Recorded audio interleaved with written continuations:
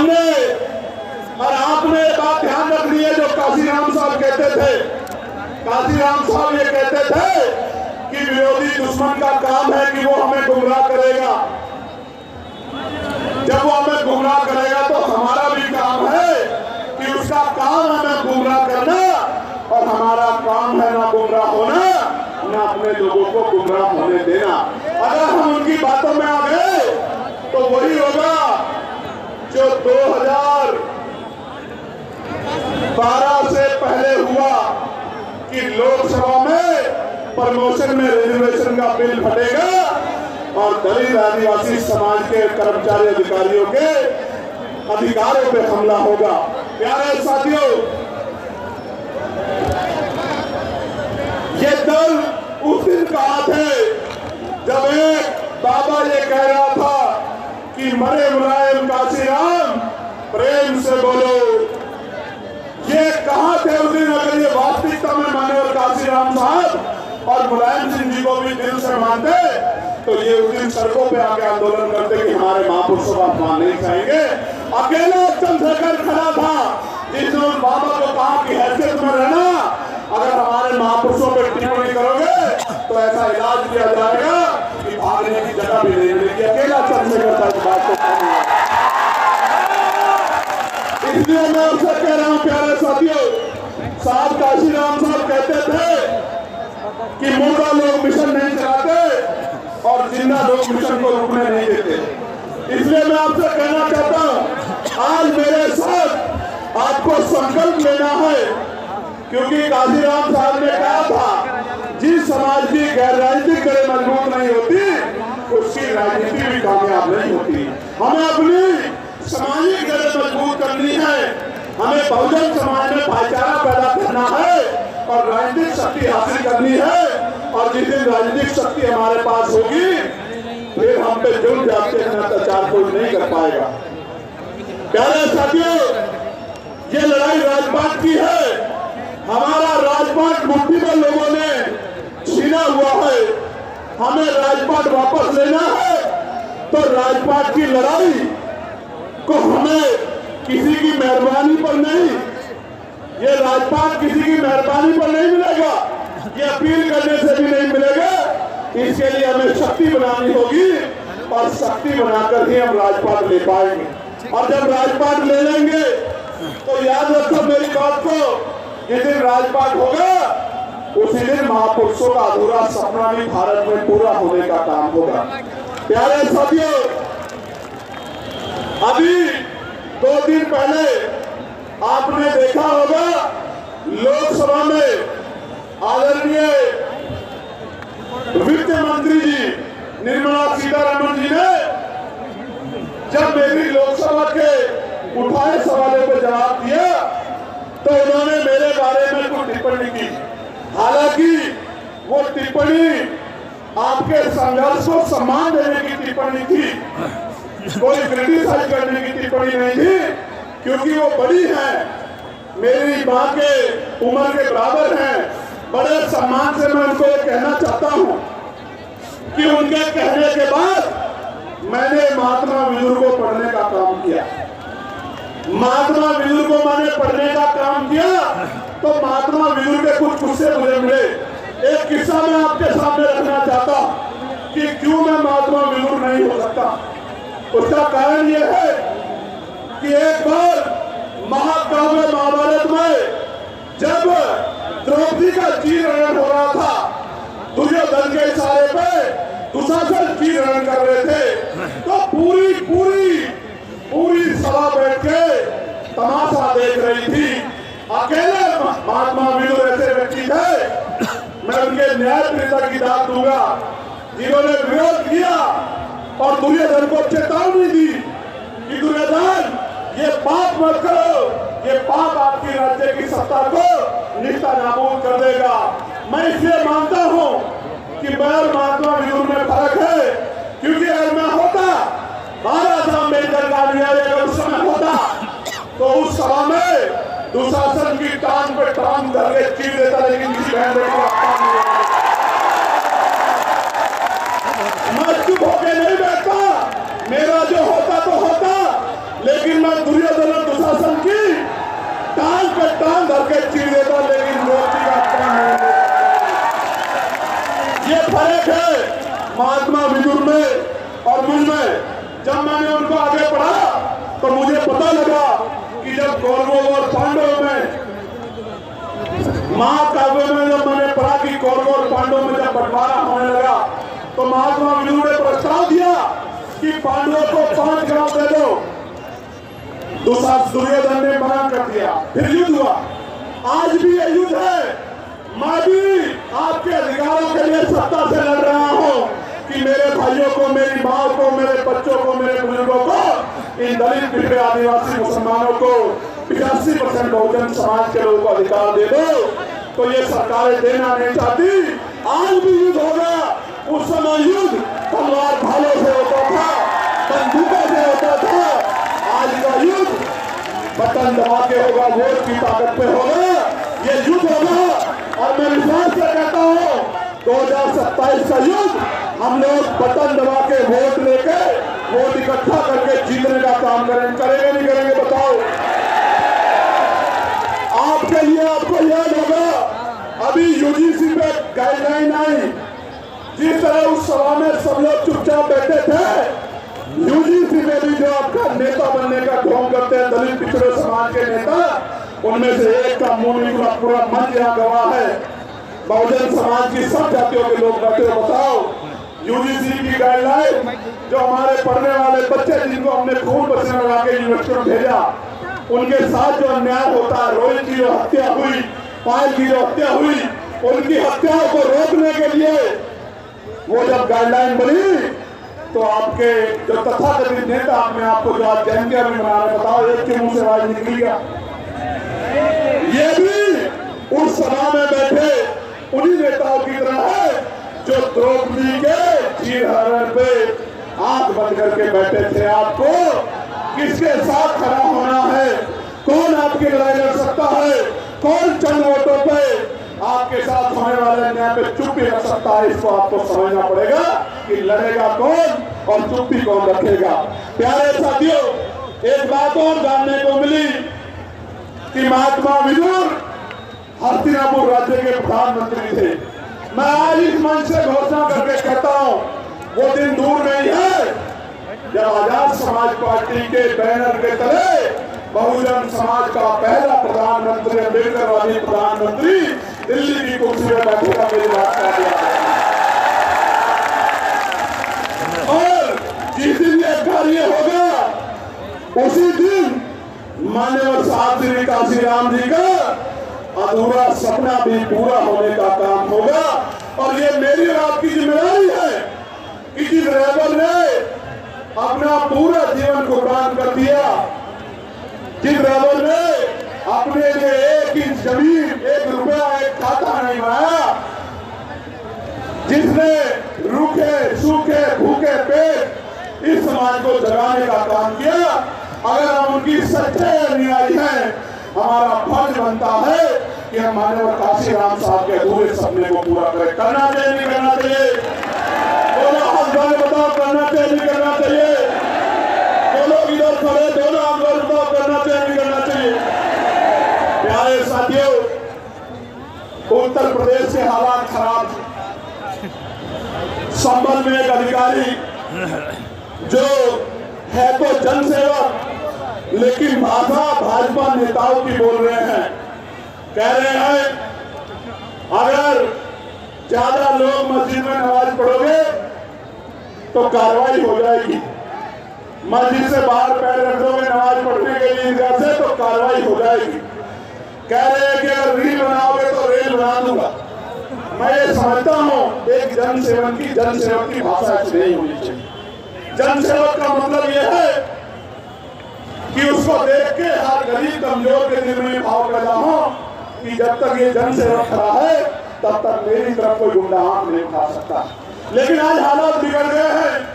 लेकिन मैं धन्यवाद दूंगा हाईकोर्ट इलाहाबाद का, जिन्होंने कल संभल के एसएसपी डीएम का मार्गदर्शन करने का काम किया। उनको कहा कि अगर आप व्यवस्था नहीं करा सकते, धर्म का पालन नहीं करा सकते, तो इस्तीफा दे दो या कहीं ट्रांसफर दे दो। बहुत बड़ी टिप्पणी जो है उच्च न्यायालय ने जो है इलाहाबाद करने का काम किया और उनको अपने कर्तव्य का निर्वहन करने के लिए प्रेरित किया। प्यारे साथियों, आज हम लोग बाराबंकी की धरती पे हैं और एज ए लीडर मुझे कहने में खुशी है कि ये वही बाराबंकी है जिससे हयात अली खamenei साहब का रिश्ता जुड़ा हुआ है। ये वही बाराबंकी है और वो अपने राज्य में, वहां अपने देश में राज करते थे, अपने लोगों के लिए कानून बनाते थे। उनकी शहादत हो गई, मगर मैंने उनके बारे में जब पढ़ा, एक बात मुझे एज ए लीडर उनकी बहुत पसंद आई और मैं उनको सल्यूट करता हूं कि उनको पता था कि उन पे हमला होने वाला। उनको बताया गया सुरक्षा एजेंसियों के द्वारा कि आप पे हमला होगा, आपकी हत्या हो सकती है। तो उस शेर दिल बहादुर शहादत प्राप्त करता उस नेता ने कहा कि पहले मेरे देश के 9 करोड़ लोगों को सेव करो, फिर मेरी सुरक्षा के बारे में सोचो। वरना नेता ये कहते हैं, कि पहले मेरी सुरक्षा करो, जनता मरती है तो कल की मरती आज मर जाए। लेकिन उस बहादुर नेता की बात से मैं बड़ा प्रेरित हुआ। और प्यारे साथियों, मैं कहना नहीं चाहता, लेकिन ये भी सच है कि अगर सत्ता का संरक्षण कुछ लोगों को नहीं होता तो चंद्रशेखर आजाद को अपशब्द कहने से पहले शेर का दिल चाहिए। इधर बिल्ले जो है वो लेकिन सत्ता के संरक्षण में ऐसे लोगों को बढ़ावा दिया गया कि वो इस तरह की टिप्पणी करके माहौल खराब कर सके। मैं ये भी जानता हूं कि उनके पीछे कौन है, मैं इस बात को जानता हूं, लेकिन इंटेलिजेंस भी कम नहीं। मैं जानता हूं कि उनके पीछे कौन है और मैं उन तमाम साथियों को कहना चाहता हूं, मैं पहले तो उस भाई का धन्यवाद दूंगा, इसलिए धन्यवाद दूंगा क्योंकि उसने उसकी बार के हमले ने जो उसने लाइव आके किया, मेरे सोए हुए लोगों को जगाने का काम किया और बहुजन समाज के लोगों में भाईचारा पैदा करने का काम किया। मैं इसके लिए उस भाई का धन्यवाद देता हूं और उसको मैं ये बताना चाहता हूं, उसको भी उसके आका को हुई कि याद रखना, मेरा नाम एडवोकेट चंद्रशेखर आजाद है। मैं किसी का कर्ज उधार नहीं छोड़ता। राजकाज बनने दो, सूद समेत अगर कर्ज नहीं उतारा तो मेरा नाम चंद्रशेखर आजाद नहीं आता। साथियों, मैं इसलिए नहीं कहना चाहता उन लोगों पे कुछ भी, क्योंकि वो एक सोची समझी साजिश से काम कर रहे हैं। उनको पता आजाद समाज पार्टी ताकत बना रही है और वो ये भी जानते हैं कि चंद्रशेखर आजाद और तमाम साथी आजाद समाज पार्टी के मरने मिटने को तैयार हैं, लेकिन बहुजन समाज के अधिकारों को छीनने नहीं देंगे। इसलिए वो जानबूझ के हमारे जो नौजवान शक्ति है उसको पथ भ्रष्ट करना चाहते हैं, उनका ध्यान जरूर करना चाहते हैं। मैं आपको कहना चाहता हूं, ऐसे किसी व्यक्ति पर मत ध्यान दो, अपने काम पर ध्यान दो। अगर आप मेरी बात पे पहरा देके अगले 6-7 महीने उस पर काम करते रहे, मैं गारंटी से कह सकता हूं कि पूरे उत्तर प्रदेश में किसी गरीब की तरफ आग उठाने वाला कोई गुंडा बचेगा नहीं। मेरी बात का अभियान। प्यारे साथियों, उत्तर प्रदेश के क्या हाल है? उत्तर प्रदेश में एलानिया कत्ल हो रहे हैं, एलानिया कत्ल। अभी बदायूं में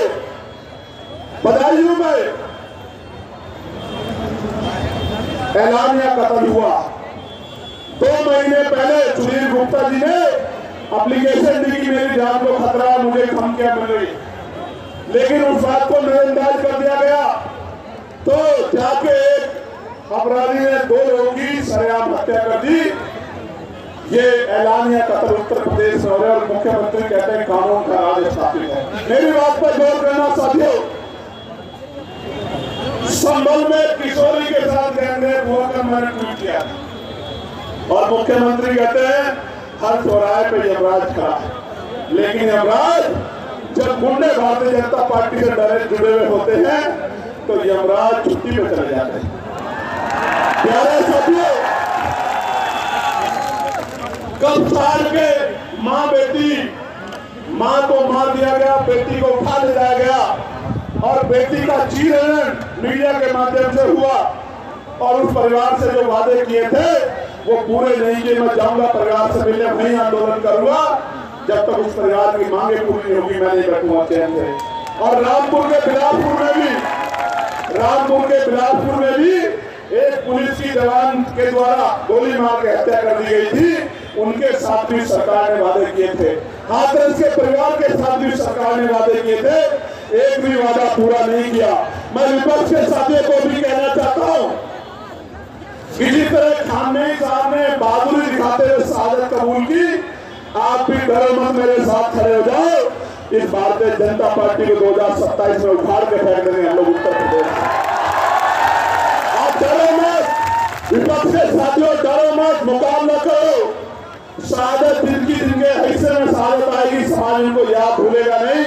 और जो लोग अंदर से समझौता करके बीजेपी का काम करेंगे, समाज उनको भी भूलेगा नहीं। मेरी बात को आप याद रखना। प्यारे साथियों, शाहजहांपुर में पाल समाज के हमारे बुजुर्ग के कान पकड़वा के अपमानित करने का काम हुआ। यह है उत्तर प्रदेश की सरकार जो बहुजन समाज के लोगों को अपमानित करती है।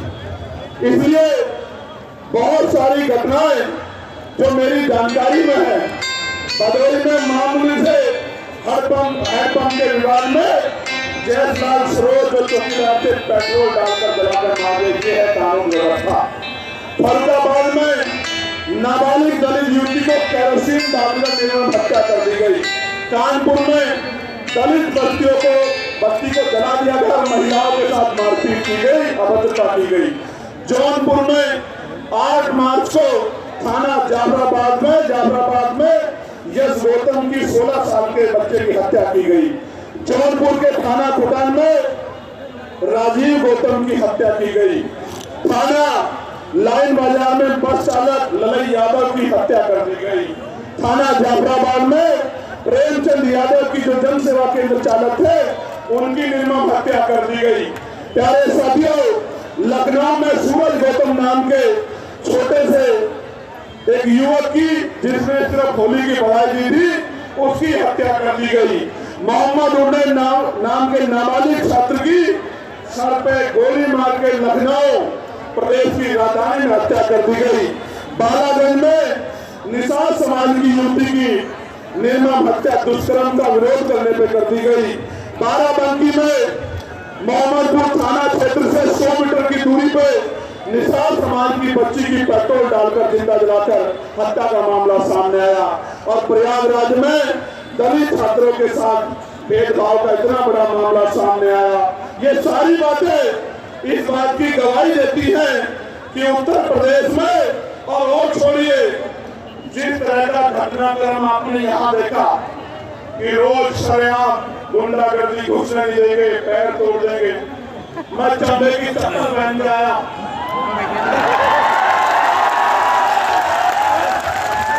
और भीम आर्मी का, आजाद समाज पार्टी का झंडा और डंडा दोनों इतने मजबूत है। और मैं बता देना चाहता हूं कि हम चमड़ा उतारना भी जानते हैं, उसका जूता बनाना भी जानते हैं, और समय आने पर सर पे पटक के मारना भी जानते हैं। साथियों, हमें ऐसे गैर जिम्मेदार लोगों की बातों में आकर, जिस तरह की गैर जिम्मेदारी यहाँ के कुछ अति ऊर्जावान और गैर जिम्मेदार नौजवानों ने दिखाई किसी के इशारे पे, उनकी बातों में आके हिंसा के और ऐसे वैधानिक रास्ते पर नहीं जाना। मुझसे वादा करो ऐसे हाथ आगे करके कि ऐसे गुंडों के चक्कर में नहीं पड़ोगे, और अनुशासन में रह के संवैधानिक दृष्टिकोण से महापुरुषों के रास्ते पे चलने का काम करो। पक्का?